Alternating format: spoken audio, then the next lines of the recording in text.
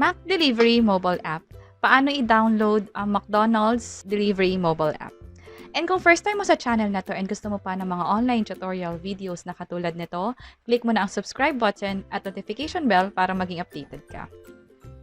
So ngayon, gamit ko yung cellphone ko and i-open ko tong Play Store. Mag-download tayo ng McDonald's na app. So i-search ko siya dito. Ayan. So, pwede nyo itong i-download either sa App Store or sa Play Store or sa Huawei Gallery. Depende sa phone na gamit ninyo. So, itong Mac Delivery PH yung pipiliin natin. So, tap natin yan. And install na natin. And after natin ma-install or ma-download and then ma-install tong mobile app ng McDonald's, i-check na rin natin yung loob ng McDonald's app. And then later on, mag-create na rin tayo ng account and mag-order gamit yung mobile app na to. So, mabilis lang siya na-install. Tap ko na tong open. And then dito, pwede raw tayong mag-order via Mac Delivery.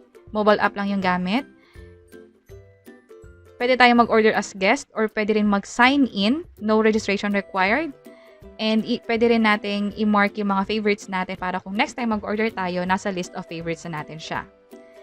And through the app, pwede nga tayong makapag-deliver ng mga food na ina-offer sa McDonald's. Tulad ng sabi dito.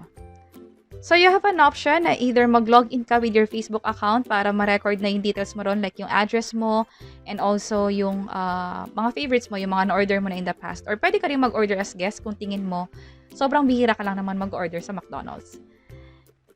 And that's it. Dito sa mga next video, ipapakita natin kung paano na rin mag-sign up sa McDonald's and also paano na rin mag-order ng food and kung magkakaroon ba tayo ng kahit na anong issue sa pag-order ng food online dito sa Mac Delivery app ng McDonald's. And sana nakatulong tong video na to. Kung oo, pakiclick ang like button para mas ma-inspire pa kami gumawa ng mga tutorial videos katulad nito. And this is How to Media. See you sa next video. Bye-bye!